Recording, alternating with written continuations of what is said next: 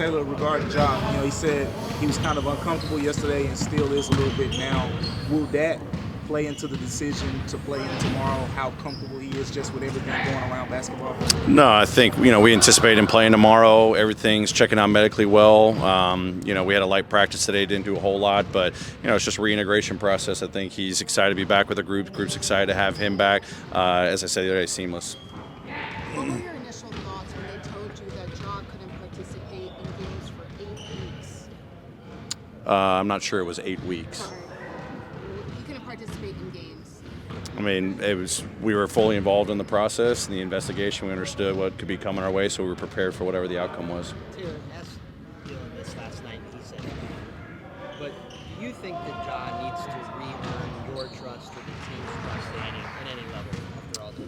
I think there's a process of we've been there to support him and we're going to hold him accountable, and trust is definitely a factor. I think he knows we have our support. Obviously what's happened the last couple of weeks isn't going to ultimately change the relationship we have with him. It's just a growth opportunity to make our relationships even that much deeper. So we're going to take it one day at a time. We know how excited he is. The work that he's going to be putting in on and off the floor to better himself. That was the focal point the last couple of weeks. We all have a responsibility to engage in that. With how important he is, and we do that for anybody, player, staff, that we're going through something. So I think he means so much to us. There's going to be a lot of love and care for him. I know you've been talking with Ja throughout this process. What about the family? Have you had conversations with his family as well throughout this? And share a little bit on in which direction are you kind of pushing into it? Yeah, I'm not going to comment on someone's family or personal matters that they're going through. We've had dialogues absolutely with his family and his group and all that stuff, because we're all in this together. So, but I'm not going to comment on any of those details. When you look back, would you say at various points this season he's been distracted and been playing through distractions, and maybe this is something? There's probably a new set of distractions with all the attention on him. Do you think anything changes in that regard now that he's gone through this? Yeah, I'm not going to speak to the past. You can obviously, y'all asked him a bunch of questions now. I'm not going to speak on his behalf. Our focus is, when he's coming in and what he's telling us. When he, as I said, he addressed the whole group yesterday, addressed the players and the staff. We're going to hold him to his word.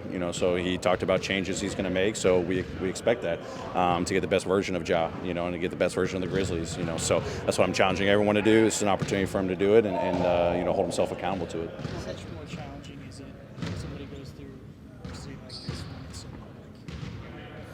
Yeah, it's the world that we live in right now, where there's phones and microphones. Everyone's watching you. It puts a microscope on you. But I think it's an opportunity to be tested and to grow from it. And obviously he steps up here and hopefully address a lot of the stuff. And it's going to be ongoing, day after day. And he's got to do that with his teammates and this organization every single day. But we've got faith that we're going to support him through it and that he's going to make the changes necessary. But it's got to be difficult. I can't put myself in his shoes, or anybody that's going through adversity like that, but you got to learn and grow from it. I know I keep repeating myself, but that's all you can really control moving forward in the world that we work on, and just be aware of the decisions you make and such a public guy. You said in the days and weeks leading up to what happened in Denver, did you notice the stress levels were going up? Looking back on it, did you notice something was off with him or something was wrong?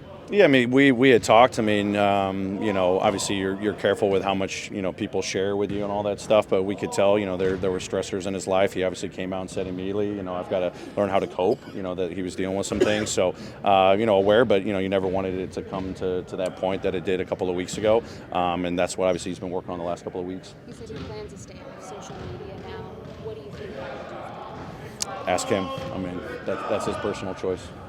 Taylor, I hope it was just today therapeutic for both Ja and the teammates as they try to get readjusted to each other. Yeah, it's great. Getting back to work. We always talk about what you can control every single day. We got a spirited group. We got a very together group. Getting him out here, reintegrating. That's part of the reintegration process. He's obviously been around the team been away from the team, for a couple of weeks. This is the best next steps. Being back with the group yesterday, being on the sidelines, actually getting practice, getting work, being in the film session, using his voice, all that stuff. Just getting back up to speed with his team. Who you assess his condition right now? Is he still ramping Yeah, he's still ramping up. I mean, obviously, when he, plays, we're not anticipating him playing, the minutes that he was playing before.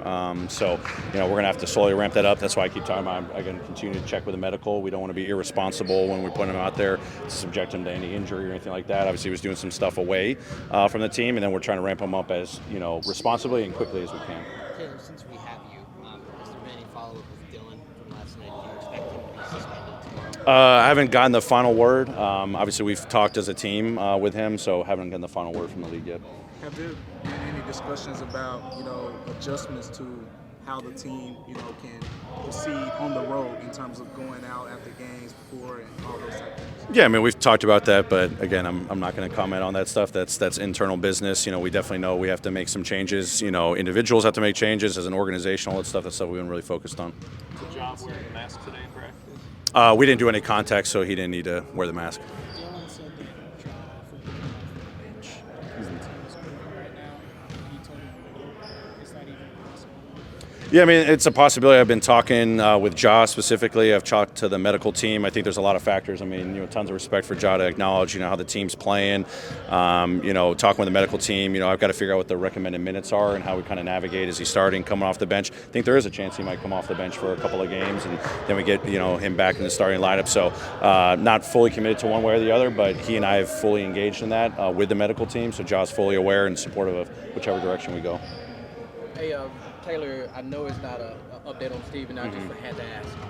Yeah, I mean, still, I think it's that early April time frame. We're hoping to, pick up higher intensity workouts once April rolls around. Not a definitive timeline on, return to play. We're trying to be smart with the offloading. Now we're, slowly reloading. But I think in the next couple of weeks, he's supposed to pick up high intensity, and then just get into formal play groups. But early April, we'll have more of an update.